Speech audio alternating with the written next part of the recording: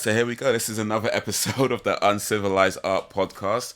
Hey, I am your host, Bumi Hazan, but I go by Bandit Haze in the online space. And today, my guest, Perre, we're going to be talking about martial arts. We're going to be talking about Perre as a martial arts instructor, as a martial arts practitioner.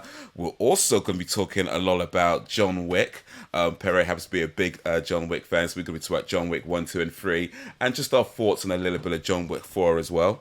Before I get into that, though, real quick, just in regards to John Wick 4, so yeah, we're recording this episode on the 9th of March, but the episode itself won't be available until the 22nd of March, which I believe is the first date John Wick 4 is going to be available anywhere in the world, at least to the general public. I know some lucky bastards got to see it already, but to the general public, 22nd of March is the earliest. So just to bear that in mind as when we talk about John Wick 4 later on. But for now, Perre, tell the people who you is. Tell the people a little bit about yourself. okay. Well, my name is Perre Daobry. I'm 45, and I've been studying Taekwondo for about 30 years. I was on the British team. Sorry, I was trying to get on the British team in the late 2000s. I was seed number 4. I almost made it, but I wasn't quite good enough to beat the guy who was number 1. And he went on to actually be on the British team and actually coach even now people in America and stuff like that. So I thought, I did pretty well for myself. Um, so I've still been doing Taekwondo. And then when COVID happened, obviously everything closed down, schools and stuff like that. So I decided to try Thai boxing and boxing. So very different from Taekwondo, obviously. And for the last 2.5 2 years, I've been doing that. So I'm pretty fit, and I've done a lot of sparring, a lot of hard sparring. I've learned new techniques from teaching a bit of Thai boxing, a bit of boxing mixed with the Taekwondo. And yeah, it's been a real eye opener for me. And also, I'm a big martial arts movie fan. So guys like Bruce Lee, Jet Li, Donnie Yen, Scott Atkins, Michael J. White. Notice I'm naming all the big guys now, yeah? Yeah, yeah, All those movies I've seen, literally all those movies I've seen, all the fight scenes. Sammo Hung, Yun Biao, yeah, yeah. We're going old school Hwa, now. yeah, old school Yun Hwa, who doubled for Bruce Lee and Enter the Dragon from the guy who Yeah, did the back yeah, flips. Okay. Yeah, all those guys, I'm a big fan of those guys. Producers, directors like Yun Woo Ping of Matrix. yeah. Yeah, all those guys, Jackie Chan. Yeah, big fan of those guys. Yeah. And Awesome. I also teach privately in terms of like self defense, fitness, and stuff like that. So yeah. Yeah, I mean, I used to. Well, I guess I still do occasionally, but there was a period of time in my life where I was watching almost nothing but martial arts movies, Same here. and yeah, a lot of the guys you mentioned, I'd seen a lot of those movies. So it's like a lot of stuff from like the sort of 70s, 80s. So yeah, Yeah. Ewan Bayer, Jackie Chan. Was it the guys that came kind of from the I think it was the Peking Opera House, Yes, um, speaking upper school, that's right. upper Yeah. school. Yeah, Got it. Yeah. um, Ewan Bayer, I guess he for Western audiences, he probably the one because there was like Jackie Chan, Sammo Hung, and Yoon Sammo Bio, kind Hung. of those three Yeah. guys, and Yoon Bio's probably the one that's least known outside of Hong Kong. That's But yeah, true. like you said, he doubled for Bruce Lee. He's done some amazing films. Like one of my favorite films that he did. Oh, Circus Kid? sorry. Circus Kid? No, it was that it was Warriors 2. No, Ah, sorry. Warriors No. 2. No, Oh, not Warriors 2. oh, Warriors 2 is one of my favorite yeah. films, but Yeah, he wasn't in that. That was yeah. Casanova Wong. Oh, He okay, was okay. Prodigal Son. That Prodigal Prodigal Son, Son, Ewan Bay right. did, Yeah, yeah. yeah. Okay, Um, okay. but yeah, yeah, so it was like, I feel like late 70s, 80s, that kind of Yeah, era. yeah, yeah, And yeah. of course, yeah, Jackie Chan was the big name at that time. But yeah, then Michelle Yeoh, who just did Michelle Yeoh, yeah. everything, everywhere, all Everything at and everything. once. Yeah. But yeah, she was doing some stuff with Jackie Chan sort of around that time as well, like things like Police Story Police Story 3. 3. Yeah, Police Story 3. Yeah. Super Cop. Yep. So yeah, super. Yes, that's the one. Yeah, because they changed Yeah, the name slightly, didn't they? yeah. But yeah, it was like one of my favorite things to do at the time was like going to HMV and just like pick out some random martial arts movie and Same here. Same here. you Yeah, know. man. So Yeah. yeah. Okay. So with yourself then, what? How did you start with martial arts? Like, what was that for you? Like, Um, See, I lived in London. I was brought up in London, and when I reached the age of 11, my mom decided to move us to Leicester. So at that point, I didn't do any martial arts or anything like that. So when I moved to Leicester, the school I went, I was probably one of the only black guys in the school. So there's a lot of racism in those days, you know. Mm. But apart from that, one guy who was my friend, he like ginger hair, tall, skinny. He said that he did Thai boxing, and I'd never really heard of that. And then he said to me at lunchtime, "I'll show you some moves outside, in the playground." So when we were in the playground, he did a kick to my leg and almost knocked me over. And I said, "I want to learn that." So he took me to his lesson, and we started doing Thai boxing. And then from then on, I stopped, and then I did kung fu for about 6 months. Because obviously, being a fan of Chinese movies, I wanted to learn kung fu. Yeah. But I really wanted to do something with kicks. So I moved back to London in '95, and I found a Taekwondo school. And from then on, I stuck to that, and I ended up being a Taekwondo fourth dan. And yeah, I've been doing Taekwondo ever since. And of course, the Thai boxing and boxing and stuff like that. Yeah, yeah. Okay. So with Taekwondo specifically, then, and you mentioned being a big fan of martial arts movies. Mm. One guy that I don't think we mentioned, the dude who plays the main villain in Snake and Eagle's Shadow. Oh, you mean oh gosh, yeah, they used to call him rubber legs. Yeah. Yeah, he's Korean guy with the legs. Yeah. Yes. Oh, I I know. must Yeah, I can't remember this. Jesus Christ, his I must have name. double checked the name, but Yeah, no, I know what you Hwang mean. Yeah, Hwang yeah, yeah, yeah. Zheng-Li. Hwang Yeah, Zheng-Li. Hwang Jang-lee. Yeah, that's it. Yeah, yeah, Yeah. yeah. His kicks are legendary. In fact, rumor has it, in real life, he was challenged by a guy Yeah. outside, and he killed the guy with his kicks. Yeah, Yeah, that's the I can story I believe had that. as I well. can He believe got that. Yeah, yeah, I can believe that because even sparring in Taekwondo and the old school, not the new school, the old school Taekwondo is really, we're talking late 70s and 80s where they didn't even wear headgear and gloves. It was just purely body armor, and that was it. Where you saw a lot of knockouts. That's when my teacher used to do it, and when I started doing it, obviously we had the headgear and gloves, but people get knocked out regularly, broken noses and all that. So I can imagine Hwang Jang-lee probably did kill somebody with his kicks. Because even when he did Drunken Master of Jackie Chan, he broke Jackie Chan's tooth. okay. Because if you one day when you got time, watch the end fight scene when he jumped up to Jackie Chan and does a double kick to his face. That's when he broke his tooth.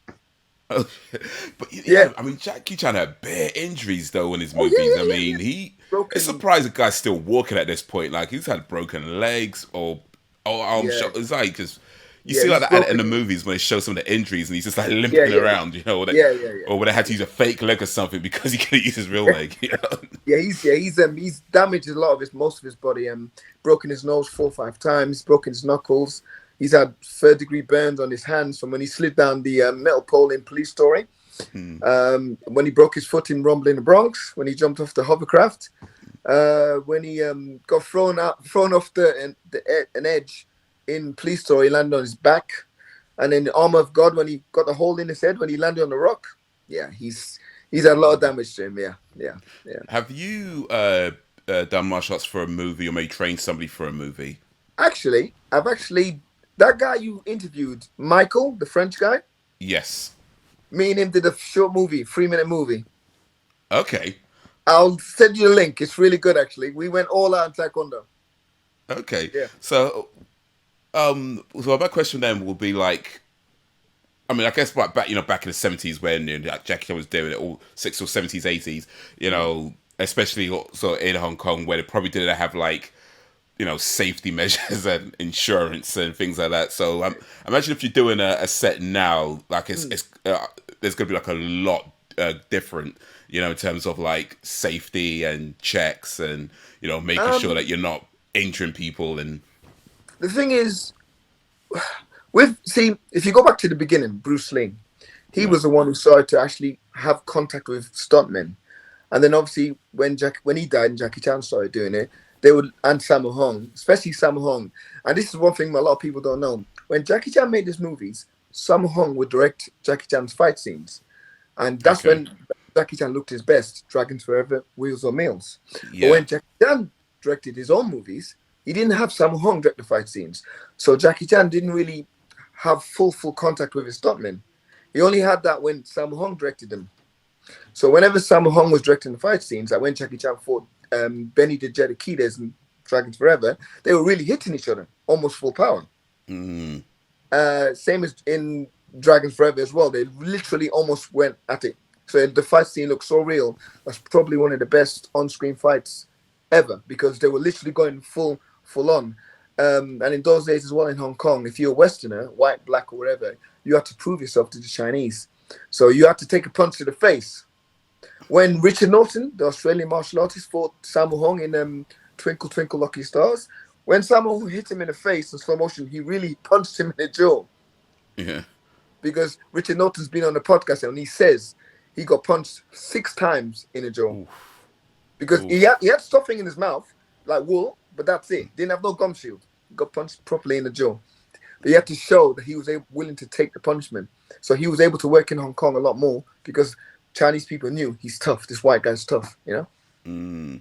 And of Yes. course, when Okay. when Americans direct martial art movies, they have a lot more safety. You can't really go out and do half of that stuff, you know what I mean? Which I think is better because, you know, when me and Michael filmed that fight scene, although it was only 3 minutes, it took us altogether 10 hours. We spent a week before, 5 hours filming what we were going to do. And then when we actually got the camera, we had to spend another 6 hours filming everything. And sometimes do it one kick, sometimes 10 times to make sure it was right. So yeah, it's very hard to film a fight scene. It's not easy. Not easy at all.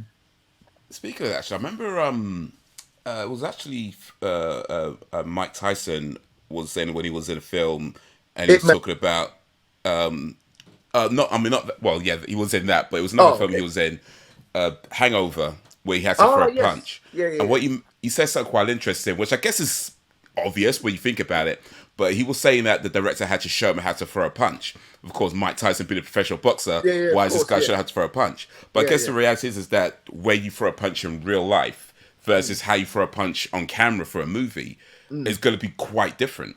So Yes. do you find like when you were, doing the film, especially coming from, the martial arts background, training for so long and doing Mm. it for real for so long, that Mm. coming into making this movie, did you find like you had to change a lot of your style and how you threw your Um, stance and things like that?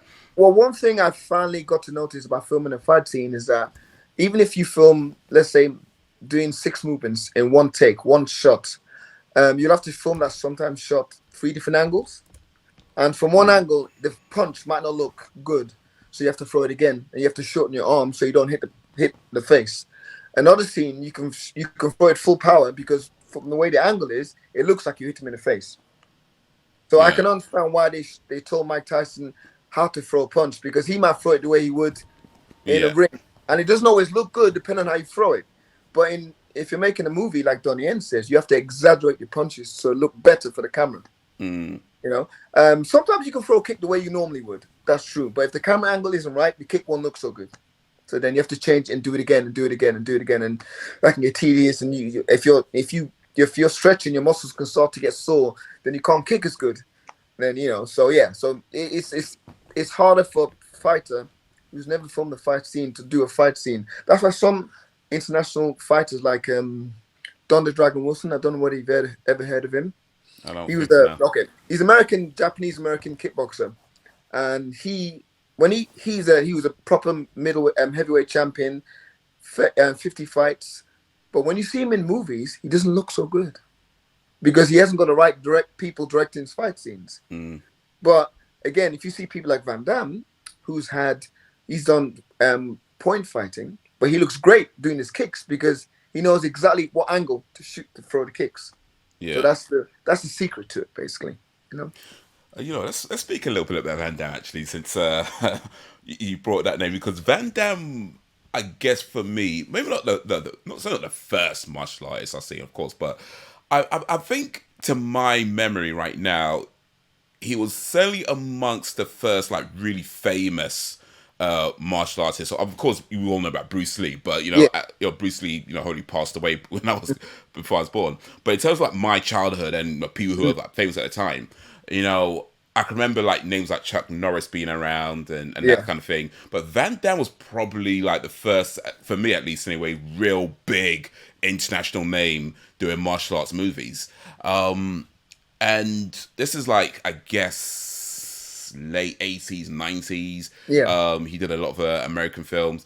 For yourself, then, I guess the question would be like, what did you feel like the biggest difference from that kind of era of the American martial arts films that Van Damme was doing, and I guess people like Cynthia Rothrock was doing, and Chuck Norris, I guess, was doing as well. What would you say the biggest difference, seeing American martial arts, that sort of 80s, 90s, to the martial artists of the Hong Kong martial arts of like the sort of 80s time Well, period, okay. rather?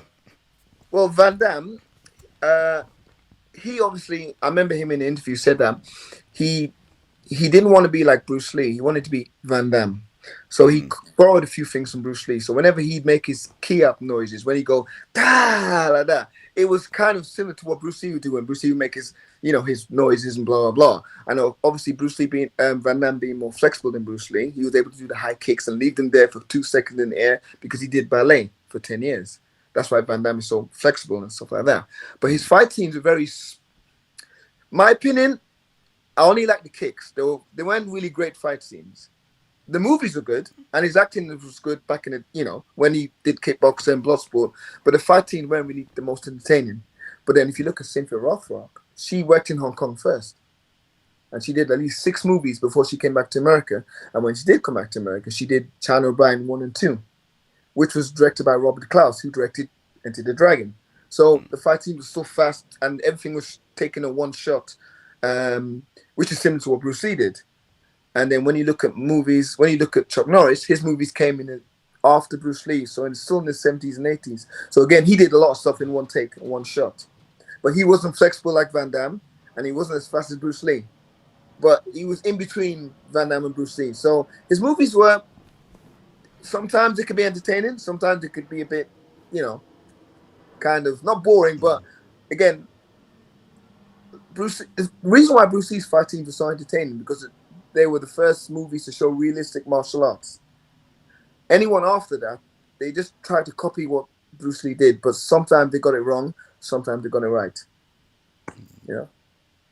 Okay, speaking of that, actually, then, would you say Bruce Lee, the movies he was doing back then, were the most realistic martial arts in a movie compared to how fighting is in real life, or would you say was anything that was more realistic than that? In those from the 60s and 70s, his movies were the most realistic in terms of fighting. If you look at the old American movies, the John Wick movies, it was just slow punching, 3 or 4 punches. You stand there and take 8 punches before you fall to the floor. Yeah. But if you see, obviously, Bruce Lee movies, he would do, it wasn't realistic. He'd stand still and he had 8 guys around him, but he'd move so fast, it looked real. And he'd do a fast kick. And you think, okay, that could work in a real fight. And obviously, if you notice from Big Boss to Fist of Fury, his fight scenes got more realistic, more better. Once he did Way the Dragon, where he directed it and produced it and did the choreography and he did the editing and all that stuff, the fight scenes got even more realistic and they got less flashy. Then when he did Enter the Dragon, they were the most realistic you could think of. Then, of course, in between Enter the Dragon, he was doing Game of Death, but then he died. But if you look at the fight scenes in Game of Death, they were almost like what you see now. He had arm bars, he had chokes, he had realistic movements, so he was always ahead of his time. He knew what looked good on screen, he knew what was realistic, and he knew what the crowd wanted. So he was always progressing between every movie. So even to this day, his fight scenes in Game of Death, you could put them now in movies now. What he did in Game of Death. That's very rare to say that, even though the movie's, 35 something years old? Yeah, Game of Death, I think it was, they started shooting it, but it would have been, I guess, about mid-late 70s, I think. Actually, no. When did he die? When did he die? He died 73. 73. So, no, yeah, they would have been started shooting it like 70, maybe early 78, 70s. 78 is when they finished the actual full movie. Yeah, because they got released late, way after he died. But yeah, it was, Because, they completed it with stunt double. But his fight scenes that you can actually Google now on YouTube, his actual full free fight scenes that he actually filmed himself, they're the most realistic you could ever see. Literally. It was his own philosophy of Jeet Kune Do in those free fight scenes. So, yeah. Perfect. What would you say then, or to your knowledge, what would you say the reason fight scenes in movies today aren't as realistic as what they were doing back in Bruce Lee's day? Like, what do you think's changed in that time? Well, I think when Bruce Lee died, the Hong Kong industry wanted another Bruce Lee, so they tried with Jackie Chan. Jackie Chan didn't want. He knew he couldn't be Bruce Lee, so he thought he's got to do something else. So he did the comedy and he did the acrobatics because obviously in the Peking Opera School he was taught gymnastics, martial arts, and stuff like that. So when he modernized it into police story, it was the most realistic you could think of. So he outdid Bruce Lee when it came to fight scenes. You look at police story in the end when he's in the mall and he's fighting the guys. If you just one day when you got time, watch that. It's the most realistic shit I've ever seen. The speed he was moving out, the punches and kicks. He wasn't doing any backflips, triples. He was just doing elbows, punches, front kicks, turning kicks, elbows. He was keeping it real. The problem is that some movies now are realistic when they include the MMA stuff because you can't get away from that. The real life fighting nowadays is what you see in MMA, Thai boxing, judo, jiu-jitsu, grappling. That's what you see. Some movies still try and go back to what Bruce Lee did, but they don't do it so well. So the movies don't look as good. Real fighting is not slow. It's kind of fast. When I spar, the punches aren't slow, they're fast. Or the kicks aren't slow, they're fast. Right? But when you see a movie where they're doing Van Damme, where they stand there and they'll jump up and spin around 4 times and you're still standing, that's not very realistic. You couldn't take a kick to the head 4 times like that. You'd be probably in the floor of 1 kick, So for myself, I feel like there was a kind of a shift in Hollywood where if you go back to outside of like you had like Karate Kid and you had some of the martial arts movies of like the 80s and 90s, like so you had like sort of set martial arts movies during that period and they were kind of really popular for a while during that time. But outside of that, if you had a fight in just a regular movie, it'd be very kind of basic, punch and that kind of stuff rolling around. But then there seems to be a shift round about 1999. Now, for me, I feel like that turning point was The Matrix. Yes. Where that was a film that it wasn't a martial arts movie, but it featured martial arts in quite a heavy way. Yeah. And when I say it wasn't a martial arts movie, what I mean is that the typical martial arts movie has a very heavy focus on martial arts being, centered around the plot or how everything gets resolved. And I guess to some degree, Matrix did do that, but the heavier focus was more on the science fiction elements and the story and the metaphors and things like that. And the martial arts was really more just the backdrop of, what they did to in the fights. And I feel like that for me was kind of a turning point in Hollywood where since then, when you watch a TV show or you watch a movie afterwards, the fight scenes aren't just people rolling around and punching each other. Like they're all more choreographed. There's a lot more efforts and things like that put into them, and it's to the point where you might go back and watch something from that period where they haven't done that, and it just kind of looks weird. Do you? I mean, I guess you kind of felt the same way that Matrix was that turning point, or do you feel like there was another kind of thing that happened? Well, the thing is, like yourself, I was renting martial art movies way back from the 80s and 90s when I was younger. But when Matrix came, big Hollywood, got notice of Hong Kong style fighting. So because of Yuen Wu Ping and because of the actors doing everything in one take, and because of the brilliance of Keanu Reeves and Lawrence Fishburne, they were, Hollywood was able to see, okay, that's what we want in movies. And don't forget, Blade came out at the same time. So Wesley Snipes, so although Blade didn't have fully Hong Kong style action, there was still a lot of stuff taken in one shot. So Hollywood was like, okay, next couple of movies, we're going to try and do that. And they did for the most part. If you look at like movies like what's that guy's name? Bloody let's not forget about Blade. Tarantino. Remember the two movies? Kill Bill. Yeah. Right. A lot of stuff was taken in one shot because again, Hong Kong style. And for me, it looked quite realistic. Yeah, I can't take anything away from that. But the thing is, I don't like this shaky cam bullshit. When you can't like the Bourne Identity, when you can't see what the hell's going on, it's ridiculous. All 4 of them, you can't see nothing. right? So when the John Wick movies came in now, it goes the same stuntmen who worked on Matrix Yeah. working on John Wick movies. So Yes. you can see everything in one shot with the gun. I'm like, Jesus Christ.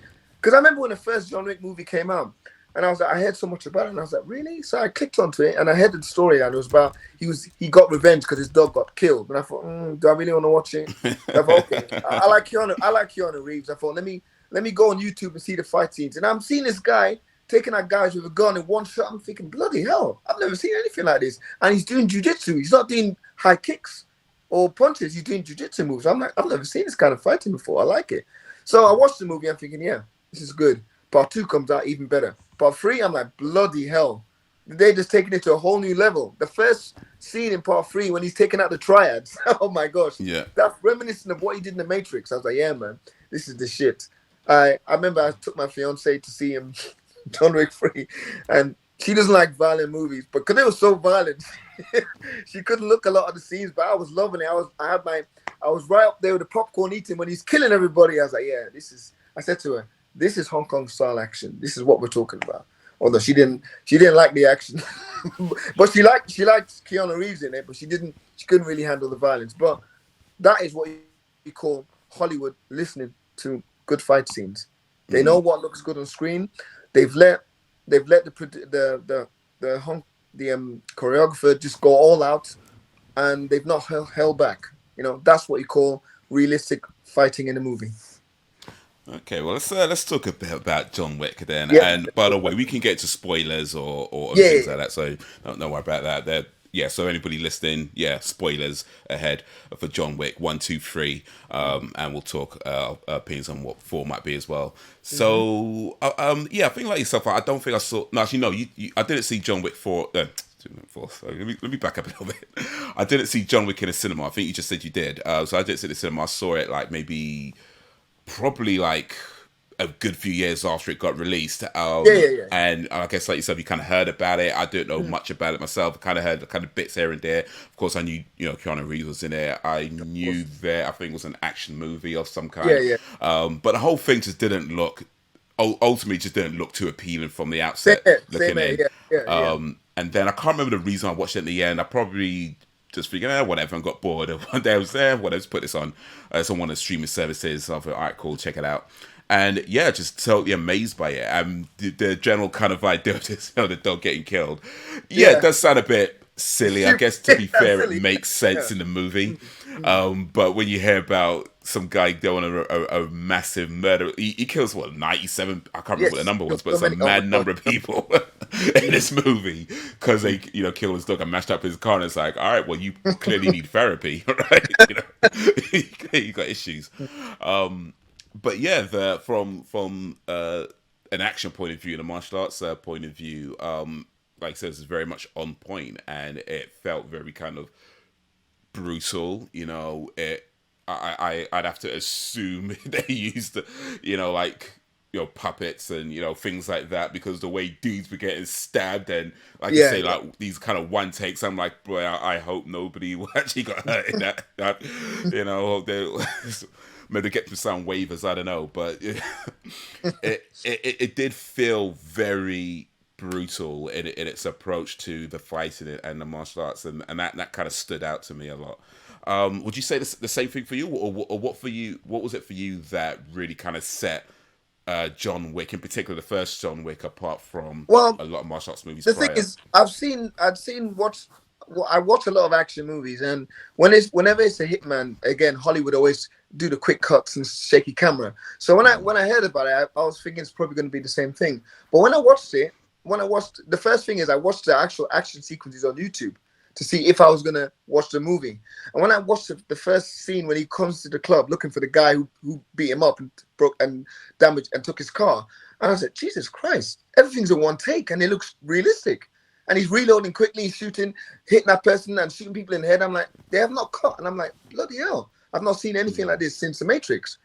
So as I watched more of the fighting, I'm like, yeah, I'm going to watch the movie. So I watched the movie and I realized it made sense why he was angry. Yeah, He's a hitman, the baddest hitman. Everyone's scared of him. When they hear the name, they call him Baba Yaga, if I remember yeah, correctly, yeah, the boogeyman. So his car when that Russian mafia kid took his car, he didn't realize it's John Wick. And as everyone says, he took John Wick's car, and everyone knows John Wick's gonna fuck him up, and he Yeah. did. So I was like, yeah, I thought, yeah, this movie makes sense now. Now I've watched the whole movie, it makes sense. So I was like, I would like to see a sequel, and then they made a sequel. And I was like, okay, yeah. So yeah, brilliant, fantastic. Can't fault the first movie. Yeah, That scene though when Vigo when he calls up the mechanic and he's like, yeah, I yeah, heard you struck my son. yeah, Would you tell me why? And he's like, well, sir, he stole John Wick's car. And he's like, oh. yeah, exactly. That's what I'm saying. Oh, Just, it's John oh. Wick, sir. Yeah. But yeah, the first, I mean, they're all great films. Yeah.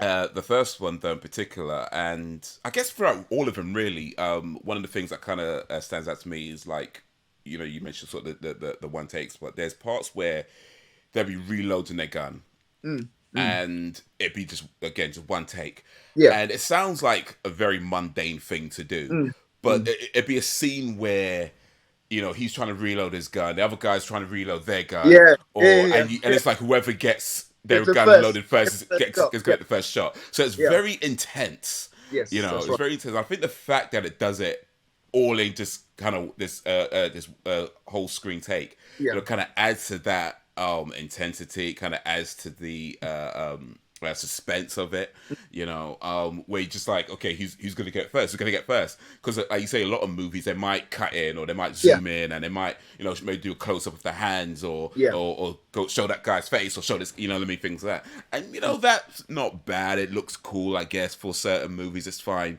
But when you kind of take it all out and let you see the whole thing, and then and especially like everything has to be timed perfectly from the blood packs going off and all that sort of stuff. Everything has to be timed on point, and you just have these. So yeah, it's just something so mundane, but they make it look so intense and suspenseful for that moment where it's just like zoomed out, both characters in screen, Yeah. reloading, and then finally it's a pop up. Well, I mean, with the second one, what they introduced in the second one is that he used more than handguns. He used now rocket launchers or shotguns and stuff like that. And then he had a rival now. He had Common, the rapper, who was more like his rival. Yeah. And there was more depth to the actual universe of John Wick. You got to know about the coins and this and that and all that stuff that you didn't really know in the first movie. And again, people are so scared of John Wick when they hear the name, So yeah, even when you heard the story that in the first movie that he killed a guy with a pencil, and in part, yes, he killed somebody with a pencil. I'm like, hey, all right. So they added that part in, so that was good. And the way it ended as well, every hitman is after him in part 2. And I'm like, okay, all right, this part 3 is going to be good then, So yeah, they upped the ante in part 2. They didn't make it too unrealistic. I thought, yeah, it's pretty cool. With part 3, they introduced Sophia, played by Hale Berry. Yes. How did you feel she did with her action scenes? I watched a documentary about it. She got 3-4 months training. So I love the action sequences. Very realistic. She did steal the show from him, Keanu Reeves. But I think because of the way part 3 was, where part 3 was just pure action, every hitman trying to kill him. And it was a bit unrealistic that he could survive 10 people trying to kill him every 5 minutes. I think what they should have done in part 3 was space out the action and not make it continuous. Because unless you're on that martial art buff like me and you, the other person might get bored because he's just killing and surviving. Like the first sequence with the Chinese triads, that was great. And then it happened again and again and again and again. I'm like, they should have spaced it out a bit more. And then when she happened, she stole the show from him. For that scene with the dogs and her, she stole the show from him, man. I was like, boy, in fact, I wanted to see her do more stuff than him at that point, But no, she did very well. She literally did her own fight scenes, no stunt woman. Yeah, she was pretty cool. She was pretty cool, actually. Yeah, no, that scene in I was thinking Morocco at setting, and the guy's trying to take the dog, and he ends up shooting the dog, and and that. Well, I guess she just like John Wick, right? So it's just like John Wick, But that whole shootout. Yeah, that was incredible because I mean there are cuts in it, of course, because it's they're moving around, but Yeah, yeah, yeah, a lot of it is done in these kind of choreographed one takes, and then you see right. how where she's holding somebody down and getting the dogs to run up, and Yeah, yeah, yeah. and again like the reloads as well, Mm, and just like reloading the gun and shooting that guy, mm. So was it 4 months? Okay, I don't know how long much training. I knew she trained for. I don't know how long it was, but okay, 4 months. That's yeah. For That months. she yeah. Oh, those scenes were awesome. Mm, mm. But speaking of unrealistic stuff in John Wick, though, because yeah, there are quite a few. I mean, of course, it's a movie, it's Yeah, entertainment. Not everything's gonna be yeah, realistic. We understand that, right? yeah. But yeah, there are certain things that kind of stand out a little bit more to me. Like, and I want to get your opinion on this as well. So I think for myself, it's the fact that parts 1, 2, and 3 are set over, I think, about a 3 week period, like a 2 3 week period. Yeah, yeah, And in that time, he's run over, he's fallen off things, he's been shot at, he's been yeah, bear fights, yeah. all kinds of. And I get he's supposed to be a tough stunt guy, sorry, tough Yeah. hitman guy, but at the same time, he's human, right? I And mean, over a 3 week period, it's all in that. He's like, you're still standing, you're still running, you're still fighting. It's like, well, put it this way: when the end of part three comes, and he gets knocked off the edge, yeah, yeah, you don't care who you are. You're not getting up from that for a good 6 7 months.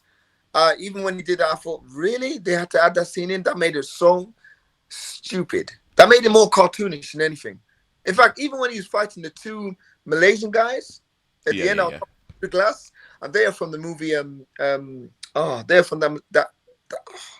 When the name comes back to me, I'll remember it. Those two guys are proper good martial artists, and when they were knocking him in glass like 10 times, I'm like, really? He would have got cut the first time he went for the first class. So I think they should have not added that part in. That made it cartoonish. You know what I mean? Yeah.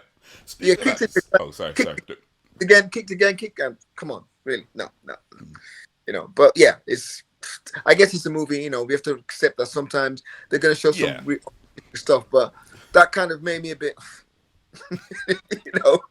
Oh dear. but that Yeah, the scene raid, though, the raid. the raid. Yeah, That's where those two are from. Yes, yes, yes, yes, yes. that's Yeah, another yeah. good movie as well, by the way. Well, Brilliant movie. yeah. Of course. But that scene though, where yeah, he's fighting the two guys and they kind of smash the glass. And you notice, and to be honest, this was pointed out to me. I didn't notice myself, but like he would get thrown through a piece of glass and it would smash. Mm. He would get thrown to another piece of glass and it won't. Yeah, I know. And Yeah, it was like, yeah, I okay, know. so some of them are tough, some of them like who designed this room? Like Yeah, just cheaped out on some of the glasses. Like, some of the inconsistencies with some martial art movies or some movies. Like if you remember the Matrix, when he was on the top of the building after Trinity killed the guard, the SWAT team, and then the one of the other agents appeared, and then he took out two guns and shot the agent. yeah, You know, yeah, yeah. the building behind him, there's no cracked glass or anything. The bullets didn't hit nothing. Yet there's a building there with no holes in it.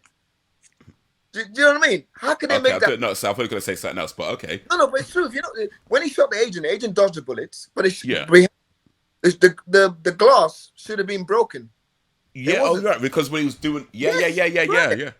So I was No, like, you oh know my what? I God. didn't notice that, but yeah, you're Yeah, right. Yeah, yeah. So it should have I'm like, been smashed up. exactly. And how can they make that movie mistake? So again, even in the top movies like that, they can still make those small mistakes and not really Yeah, think, go back and watch that. Oh my gosh, they didn't break the glass. Let's go and use computer graphics to put holes in it or something. Yeah, yeah. but that scene in the Matrix, though, because like I thought I was going to say another bit, something else, and the bit like I was thinking of the same scene where after he dodges the bullets and there's Yeah. that one agent left, and Trinity walks up to him with a gun. Now, Oh, when she shoot. walks Yeah. up to him, she's behind him and points the gun to the side of his head, right? But Yeah. when she shoots, he's falling backwards. Oh yeah, that's a good point. Yes, yeah, he does fall backwards, and the gun is pointed. Yeah, that's a good point. Yeah. But yeah, he wouldn't fall backwards. He would fall kind of He fall. sideways. Yeah. That's true. That's very good point. Good thing you pointed out. So yeah, that's right. Yeah. Another. Yeah. That's very right. Yeah, that was Yeah, yeah. Yeah, So I there's no. mean, like I said, we know. I mean, Yeah, mistakes happen, goofs it's, happen, and it's yeah, movies. They're never going to be 100% realistic, no, and that's fine, of course. yeah, But yeah, there's certain times they stand out a little bit more than they should. You know. yes. All right, let's get back to John Wick first. Actually, wait a minute. Was there something about the Matrix I wanted to say? No, if I think about it, I'll say. But let's back to John Wick for a bit. So for yourself, then, with unrealistic parts, like what's the most unrealistic thing about John Wick for you? When he gets run over by a car and he still gets up, like you said, Oh, that's okay. you Yeah, know, not limping. I mean, he's not getting up like as if nothing's happened. That's true, but he's not limping after it so much. You know what I mean? And then, and of course, the beginning of part three, he's got an injury in his shoulder, but you don't really notice that when he's fighting everybody else after it.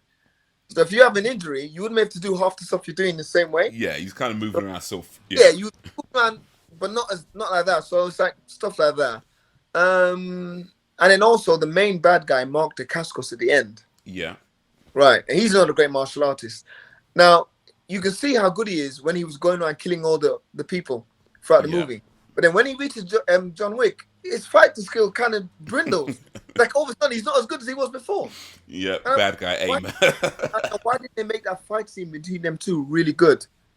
I would have directed them two to be equal, you know, and then maybe Mark Dacascos makes a mistake and then John Wick gets him and blah blah blah. But the way it just looked like they Mark Dacascos wasn't as good as he was an hour before.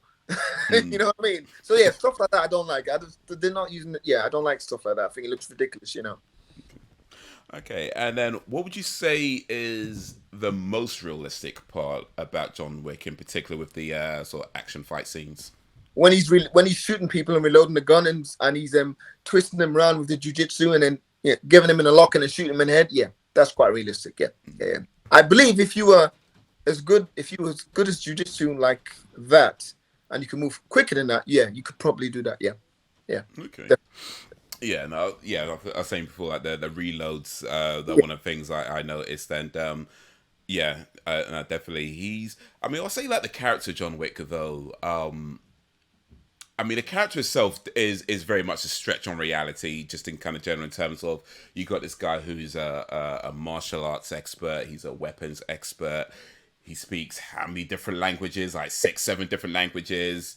He can ride a horse. He can ride a bike. Of course, he can drive. He could do a lot of different things, Yeah, yeah, you yeah. know. And I guess it's not impossible for one person to learn all those skills. Oh, it's not impossible. But at the same time, it is kind of like, really? You Yeah, know? A little bit like, yeah. I mean, it's like yeah. I like, mean, yeah. He's playing the ultimate assassin, so of course yeah, everyone's gonna be scared of him. He has to be at that level. You know what I mean? yeah, Otherwise, he wouldn't be John Wick if he couldn't do all that stuff. You know what I mean? So yeah. So we have to accept that if he's John Wick, yeah, for he's sure. the baddest there is. You know. So yeah, yeah.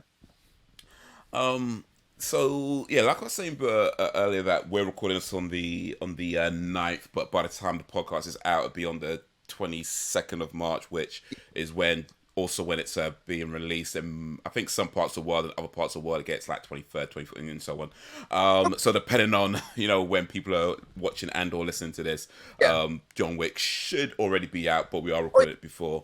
Now, with that in mind, do you have any predictions or theories or thoughts about what you want to see in John Wick 4?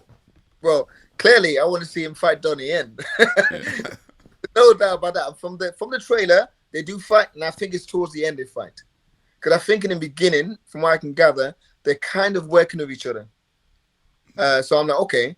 And I want to see him fight Scott Atkins, and he does. The only problem, Scott Atkins is playing a guy in a fat suit. Yeah.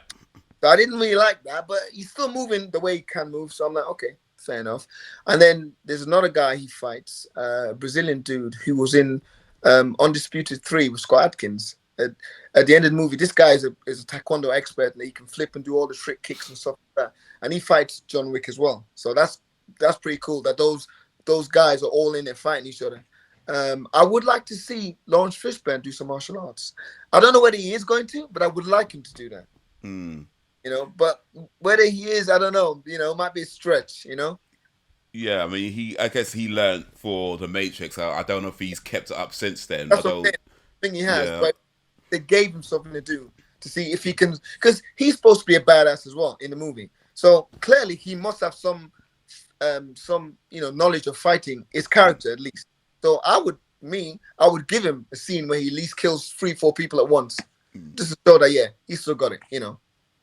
do you have any theories about Winston? Because the way three ended with Winston shooting John Wick Oh into one of yes, the building. I yes. mean, I have a few thoughts on that. Like, one, did Winston? Because I imagine Winston knew he had the bulletproof vest on. So, did he shoot him knowing full well he's very likely to survive, or has Winston actually turned against him? See, I guess they left it ambiguous, but I hope, because when I watched it, I was shocked that it happened. I was like, no, he must have known he had a bulletproof vest on and shot him. But the fact that he shot him and he fell over an edge, it's like, well, if you shot him knowing he had a vest on, but how could you know he survived the fall? Mm, I'm thinking, even if I knew, if even if this colleague I was working with him and I didn't really want to kill him, but I had no choice, I know, okay, he's got a vest on, I'll shoot him in the chest, he'll survive that.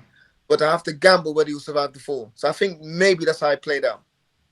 mm. He gambled that he might survive the fall. John Wick's pissed now, but maybe when John Wick meets up with him, he said, listen, I had to do what I had to do because of the table, and blah, blah, blah. And we'll see if it plays out that way. Yeah, 'Cause it's like if it is that way. Oh, sorry, don't mean to cut you off. it doesn't make sense he just turned evil on John Wick. It doesn't. Yeah, because that's what I was thinking as well. Like he's spent two. But then again, I suppose his main concern, his main priority is staying in charge of the Continental. Yeah, I And get if that. that means turning against John Wick, would he do that? The way, And he, the way he talked about the Continental, he probably would. The way he uh, talked about how he was like, it's his baby, I would think he would. But I think he still respected John Wick enough to help him out so many times. So mm, if he turned, I guess he'd say it's only business. yeah, But then as is John Wick's going to come looking for him, and John Wick's going to mess him up. yeah, So if he business wants or John not, Wick right? yeah, if you want John Wick after him, then that's on him. You know what I mean? Yeah, that's what I think. Yeah, I think it's like you said. He probably would do it because he wants control, but he realizes John Wick's going to come after him if he doesn't die. Mm. You So know? do you think Winston survives John Wick 4? Um, yeah, because I think they're going to make a John Wick 5. Okay, So I okay. think yes, Winston and the black guy that's with him, that's always with Winston. Yeah, I think Oh, yeah, yeah, Sharon. I think either the black guy dies in 4, and then Winston survives and probably dies in 5. And I think even if he doesn't die, John Wick's gonna get killed in 5. I don't think he's gonna survive. His character could never survive a 5th movie. It doesn't make any sense. He'd have to die. You know what I mean? Okay, so you reckon 5 John Wick movies, John Wick dies in 5? Yeah. Yes. Okay, well, potentially you heard it here first. We'll see if He's if not, that prediction comes true. it wouldn't be realistic for his character to Hmm. survive. He would have to go out with a bang in a blaze of glory. He Yeah, would have, if he survives, it's like, well, really? No, he's not surviving that. yeah. I mean, for sure. I mean, it's barely possible that he survived the first movie when you think about it, and certainly the second and third And movie is like, third, okay, all right, well, yeah, like. I, well, I, I mean, really, that high table people when he went to that desert in the high table, and they probably should have just killed him right there. Like, yes, yeah, I was they should surprised. have killed him right there. But yeah, Yeah, yeah. we'll see if he keeps getting lucky. But yeah, and I do remember what I want to say about the Matrix and John Wick because there is a theory going around, and I guess by the time John Wick 4 comes up, it's probably just going to ruin this theory anyway. But as far as Matrix 1, 2, and 3, I've not seen the fourth one, so I don't know about that. But Yeah. as far as Matrix 1, 2, and 3 goes, and John Wick 1, 2, and 3 go, the theory is that John Wick and Neo are the same person. I've heard that as well. No, Yeah. they're You don't not. think They're not. so? You don't No, think they're that not. theory holds weight? Yeah, that's just people just making up shit because it sounds good on YouTube. And I've seen Matrix 4. Yeah, it doesn't hold up. It's shit. Yeah, I've heard the movie's rubbish, but Terrible. I've not seen it yet, Um, but I've heard it. no, Yeah. don't see it. It's a cash grab. I think the Wachowski sister that directed, she either didn't really want to direct it because she knew Warner Brothers was going to go ahead with it anyway, without it Mm. anyway. So she made like a spoof. a parody, and that's what spoiled it. It What do wasn't you a. mean? Matrix 4 is more of a parody. It is. Trust me, it's a parody of the Okay. original Matrix. So when you watch the movie, you think if well, it starts off very good, but um once the fake Morpheus finds Neo, then that's when the movie starts to go downhill. That's when you realize this is a parody. They'll Mm. showing clips of part one and two and three in within the movie. Literally. They'll show literally footage of part one, two, and three literally every 20 minutes. You think, what's going on? And you see the fight scenes don't look as good. They're not even shot in one take. This is another thing. And you think, well, hold on a minute. Matrix is known for his fight scene. What's going on here? So, and even the way he uses when he stops the bullets, the way he does that in part four, it ruins the whole thing. The camera angles are shit. He's got long hair like John Wick. This is another thing. He doesn't look like Neo. He looks like John Wick. Yeah. So I'm like, why didn't you shave and look the part? Why did you look the same as you did in John Wick? That doesn't make any sense. And the movie's woke as well. By that I mean, spoilers. Um, I won't be seeing it for a while, so it's cool. It's cool. okay, Trinity. The movie makes Trinity like him, the one. So so she has powers like him towards the end, Okay. and then she takes the lead towards the end. The movie. But does that at least make sense for the film, or is it just sort of more out of left field, like just come out of nowhere, like oh I got powers now and No, but the thing is, when you see part three, she died. She clearly yeah died, yeah right? yeah yeah His body is taken away in part three, so you don't know whether he still could be alive or not. So the story of part four is that his body was kept alive. They brought him back to life. Fair enough. They brought her back to life, but they kept him in incubators, so that's why they haven't aged so much. So I'm like, okay, I'll go with that storyline. But then you got like some of the programs have decided to help some of the humans, which is fine.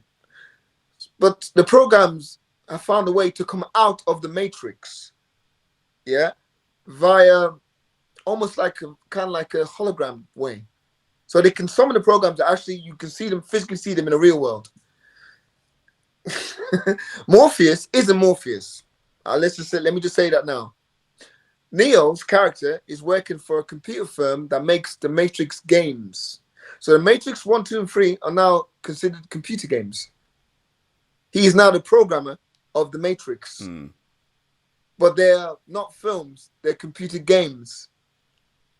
Do you see what I'm yeah saying? The yeah. paradox. I You see mean what I'm yeah I saying? It's like, what? What? So he's unaware that he's a programmer of his own reality. And then his manager comes in and says, we need a Matrix 4 because those three games sold really, really big. We need a fourth one. In reality, they need a fourth movie, right? Made a fourth movie. So he yeah. says, Warner Brothers are piss me off, telling me we need to make a fourth movie. Neo, can you do it for me? Yeah, I think so. What the fuck? I was thinking, really? This is what they come up with? So that lost me instantly. And then Morpheus is acting like some sort of pimp. The way he's dressed doesn't act like Lawrence Fishburne. I mean to be fair, Morpheus was kind of a pimp before. No, but Morpheus spoke got master. If you look at him in the first movie, the way he was talking with the voice, is very articulate. He was like a martial art master. When you see him in Matrix 4, that's not how he sounds. He sounds like a pimp. Oh okay okay. Totally different character, you know? So yeah. Part 4 is not worth watching at all. Yeah, No. I mean I think for me like I mean yeah, I mean, I would still want to see it, but See, I wouldn't. see Yeah, it. Don't expect you're not yeah, gonna yeah, like yeah. it. I mean, here's the thing, like, cause certain films that even if they're rubbish, I'd want to watch them anyway. Like, Yeah, that's just being a film guy, just kind of how I am. yeah, But yeah, from time I've been hearing about two, and I know sometimes there could be things that people like and you don't like, blah blah blah. I get that; it's always going to be subjective. But at the same time, when you're hearing so many people talk about how rubbish this film is, then I see it online. I go on Amazon, I look at it, it's like £12.99, £13, whatever it is. I'm like, no, I'm not paying that much. Like, I'll wait till it's on Netflix or something. yeah, You know what yeah, I mean? And then try and watch it then. But yeah, I think it's gonna be like very low expectations and yeah, yeah. to see it for what it is. And are we still good? Yeah, yeah, sorry. Are It's we just still good? yeah, All yeah, right. yeah, gotta go. Sorry. Cool. But yeah, I don't think I've seen it for a while, but maybe eventually.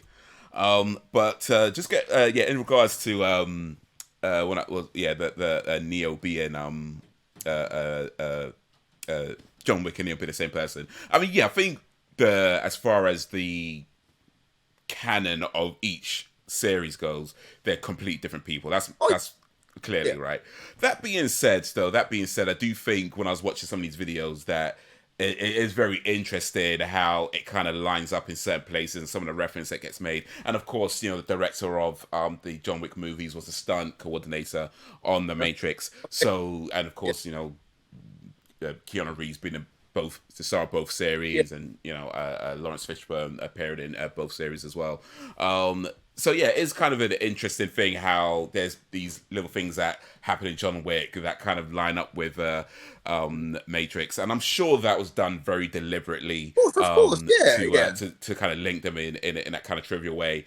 So yeah, the theories, they're fun. They're fun to like check out and kind of fantasize about could it be the same person. But I think reality is that or at least officially anyway, they're two different characters in two different universes. But even still, it's kind of like that's Well, look at, I mean, even the trailer to John Wick 4 when he says, "I need guns, lots of guns." We all know that's from the Matrix when he said yeah. that. I mean, we all know that's from the Matrix because, like you said, the director of John Wick movies was the stunt coordinator for for the Matrix movie. So of course, yeah, I expected that nuance to be in it and stuff like that. But nah, the Yeah. movies are top universes and stuff like that. Yeah, yeah. Yeah.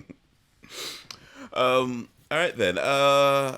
Before we start wrapping up, then let's just talk a little bit about martial arts movies just in general now. Or actually, before I do that, was there anything else about John Wick you wanted to mention? Oh, not spoiler, but fun fact: Keanu Reeves gets to use nunchuckers in Matrix in John Wick 4, Okay, so that's something to look forward to. and he uses them in a way to where again one shot where he's literally fighting two guys and one other guy in one whole take when he hits him at least 10 times, and it looks good as well. So yeah, yeah, Okay, yeah. I'm so looking we might forward. have some bruises then. Yes, yeah, yeah, yeah. He used him. It took him a while to master them because he had to do the same thing Bruce Lee did when he goes like that both hands, and then yeah. But Yeah. when he was again in the documentary, he hit himself a few times in the head because when you hit with the nunchuckers, they will bounce off the guy and hit him first. But yeah, I've never seen again. You don't really see nunchucks in many movies, but now this movie they use them very well. I've got to say, yeah. I'm Okay, so that's something to look forward to. yeah very impressed. Yeah. All right then. So just martial arts movies in general, or maybe just fight or any kind of fight in movies in general. What to you is the greatest fight scene in a film and why? Okay, you'd be surprised when I'm going to say this, but the best fight scene ever. It's not the Raid, even though that's got killer fight scenes. It's not the Scott Adkins movies, Boyka, Undisputed 1, 2, and 3. Hmm. And it's not John Wick. It's Jackie Chan's Wheels on Meals when he fights Benny the Jet the Kides. Oh, And Dragon oh Forever. shit! Sorry, my headphone fell off. Yeah. Oh, sorry. My headphones fell off. But yeah, yes. I watched that fight scene a good 50 times. It's the most realistic fucking fight scene I've ever seen. It Literally. is incredible, It's right? incredible. The hit, and Benny the Jet is as you know, he's had 55 fights. 60 fights, 55 knockouts. So he's a proper legit kickboxer and karate guy and a bit of jiu-jitsu. So he's hitting Jackie Chan proper hard. Jackie Chan even said he was getting hit too hard at times. And no stopmen for both of them. They're both going at it. I haven't seen anybody do a fight scene that looks that good. The closest person was Donnie Yen in Flashpoint when he fought Michael Colin Chow at the end. That fight scene was MMA mix, so that was the most realistic I've seen after Jackie Chan's Wheels on Meals. But definitely Wheels on Meals, Dragons Forever, and Flashpoint. They're the three most realistic fight scenes. But I think the best one is Wheels on Meals. Yeah. Yeah, no, I 100% agree with that. That's, I mean, yeah. Wheels on Mills for me, the movie itself was okay. Like just the Yeah, film, movie, it's it fine. was. Yeah. It wasn't as good. But Yeah.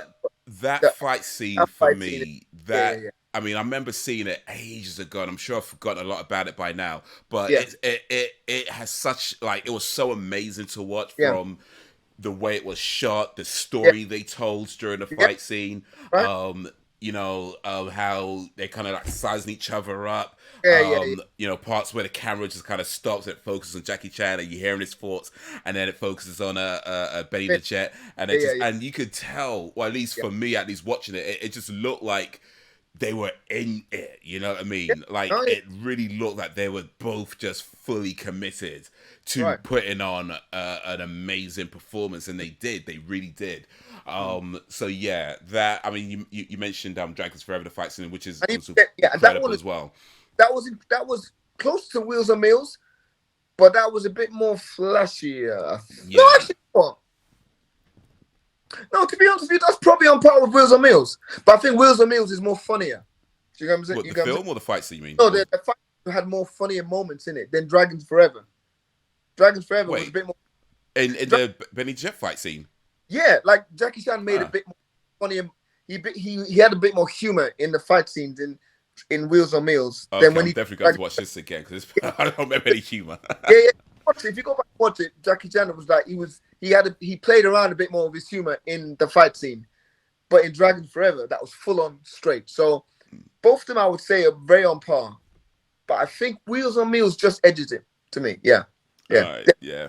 Wheels and yeah, Mills, yeah, that, yeah. but yeah, that is that incredible fight scene. And of course, Jackie Chan's had many incredible Oh yeah, fight of scenes, but yeah, course, yeah, that one, um, yeah, no, that was amazing for me. So yeah, good pick, man, good pick. of course, of course. I think I think Donnie Yen, I've got to say, Flashpoint is his best fight scene, most realistic he's ever done. I mean, he's doing MMA. He's the first Chinese guy to do MMA on screen, mixed with Hong Kong style action. And when you see him in Flashpoint, it was real. I mean, it looked like how people fight today in the ring. So I can't fault that fight scene. You know, it kind of outdoes Jackie's because they're not just doing stand up fighting. They're doing arm locks, arm bars. You know, throwing each other on the ground, grappling. So yeah, they kind of mixed it up more than what Jackie did. But Jackie's stance is still more like rugged street fighting. You know what I mean? So yeah, definitely. Cool.